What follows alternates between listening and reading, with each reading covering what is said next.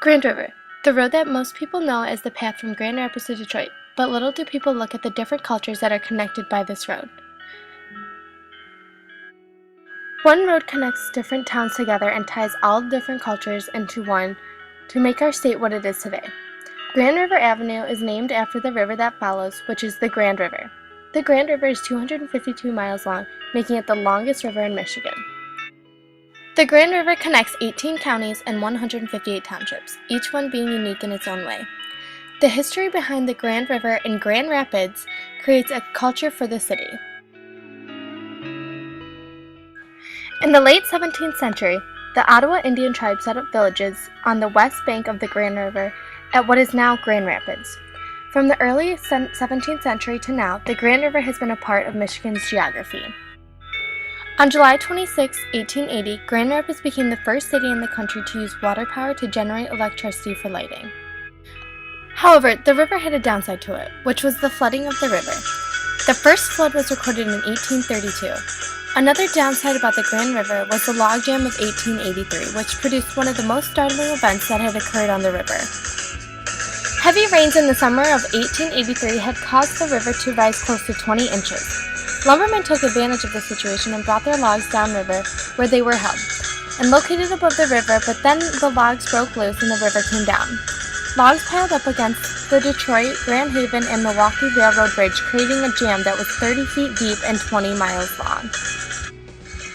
This jam created a lot of flooding in the low areas of the city.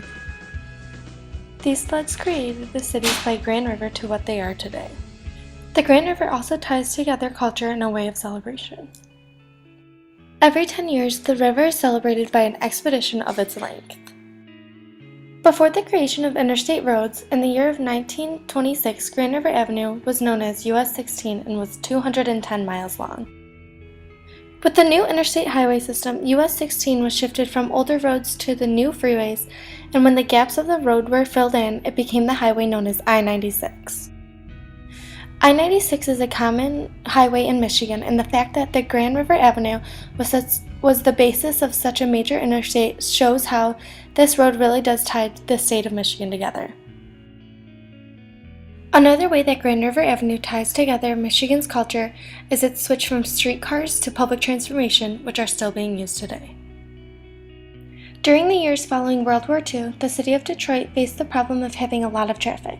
The population in Detroit was increasing, almost reaching 1.9 million, and the roads were always backed up. Many people blamed the traffic on the streetcars that would use the center lane and cause traffic. One of these streets was Grand River Avenue. Grand River Avenue was 6 lanes wide, while 3 lanes carried traffic on normally. Streetcars occupied 2 lanes, and soon the city officials got rid of the streetcars along Grand River Avenue.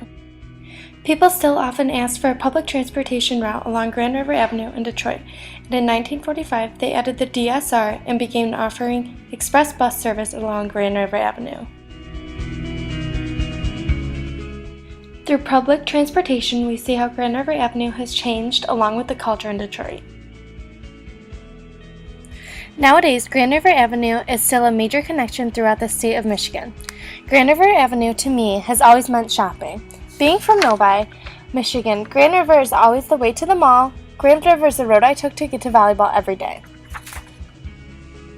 Grand River is also the road that took me to work and the way I went to see all my friends. My Grand River Avenue was certainly different than any others. The shopping in Novi is also different than the shopping that Grand River Avenue offers to the people of Birmingham and the shops of Grand River. These two types of shopping are brought together by one road.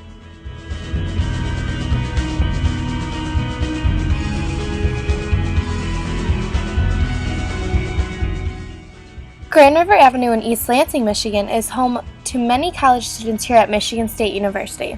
Our Grand River as Spartans is more than just shopping and casual dining. Grand River is the road we first walked on as freshmen, not knowing where we were headed. Grand River is the road that divides campus from freedom. Grand River is the road where we walk home from Friday nights at 3 in the morning heading to Pita Pit. And our Grand River is much different here in East Lansing.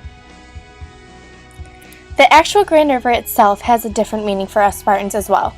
The Grand River is home to the infamous riverboat. The riverboat is a classic place for mostly sororities and fraternities to hold their formals and date parties. The riverboat is called the Michigan Princess. The culture of the Greek life is tied into the Grand River mostly because of the Michigan Princess. Grand River Avenue also runs through a small, quaint town of Williamson, Michigan. This is opposite of my urban hometown. The culture and vibe that this town has to offer gives a prime example of why many different types of people and towns can be tied together by one thing. Grand River Avenue also runs through another college town. Grand Rapids is home to Grand Valley State University, and the Grand River Avenue connects Michigan State to Grand Valley through this road.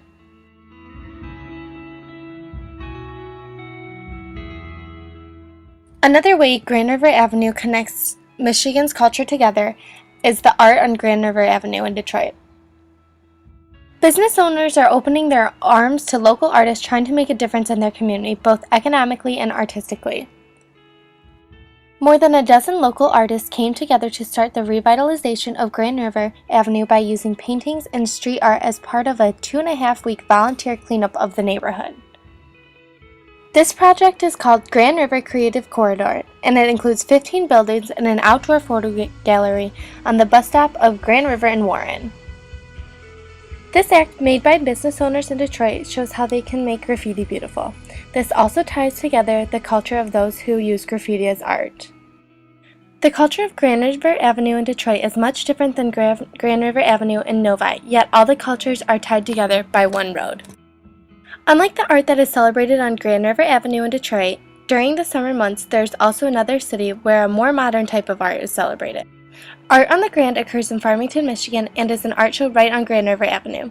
The art in Farmington is significantly different than the art that is created in Detroit, but there is still only one road that connects these two types of art together. All in all, Grand River Avenue and the actual Grand River both have a significant effect on the state of Michigan. Both of these noteworthy landmarks pull together the history and culture of Michigan by tying together all the different types of civilization that Michigan has to offer. From graffiti painting in Detroit to modern paintings in Farmington, from the shopping centers in Novi to the shopping in Birmingham, from urban life in Novi to rural coffee shops in Williamston, and from the party life in East Lansing all the way to the more calming scene in Grand Rapids, each town has a different meaning to what Grand River means to them. Maybe it is Riverboat or maybe it is your way home. Either way, Grand River is a site that many people would recognize. And so you may ask yourself after this, what is your Grand River?